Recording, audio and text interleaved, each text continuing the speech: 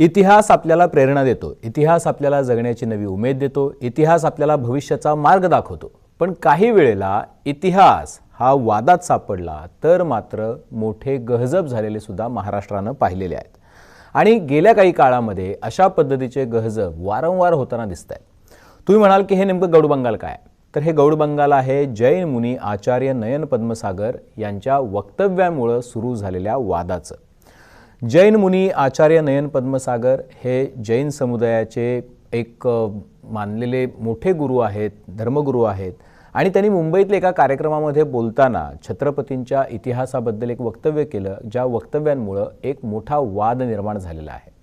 त्यांनी आधी वक्तव्य काय केलं होतं तर त्यांनी थेटपणे छत्रपती ताराराणी यांना जैन म्हणून संबोधलं. त्यामागे त्यांचा काय हेतू होता का याची काही कल्पना नाही. त्यांनी याबद्दल काही अजून स्पष्टीकरण दिले का तर अजूनही दिलेलं नाही आहे.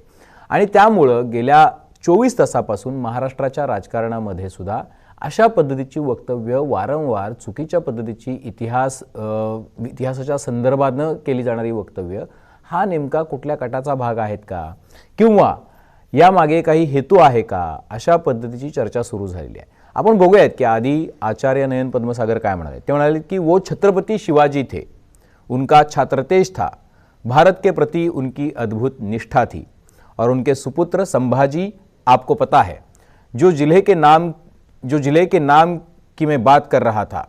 क्या नाम था जिले का? औरंगजेब के नाम से औरंगाबाद. और वो औरंगजेब ने शिवाजी के पुत्र को पकड़ा और उनकी दोनों आंखों को निकाल दिया. उनके शरीर के टुकड़े टुकड़े करके कुत्तों को खिला दिए. वहाँ पर अपने लोगों को पकड़ पकड़ कर खौलते हुए तेल में तला गया. और ऐसे समय के अंदर एक औरत जैन रानी का उदय हुआ, तारा रानी देवी. और उन्होंने युद्ध की सुकान ली और औरंगजेब को परास्त करके धूल चटाने का काम जैन रानी ने किया. यह इतिहास जैन महिलाओं का इतिहास है. यह कायरों का इतिहास भारत का कभी नहीं हो सकता. वीरों का इतिहास भारत का इतिहास है. आता प्रश्न असा आहे की छत्रपती तारा राणींना जैन राणी म्हणून संबोधलेलं आहे. त्यामुळे काही हेतू होता का? त्यामागे नेमके त्यांचं काय कारण आहे? कारण हे काही त्यांचं पहिलं वादग्रस्त वक्तव्य नाही आहे.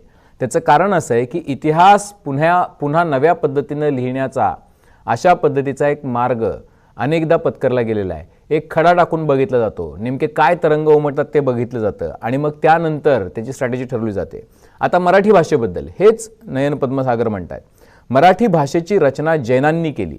आता त्यांनी हा दावा केलेला आहे आणि जैन विद्यापीठ मुंबईत स्थापन करावं अशी मागणी केलेली आहे.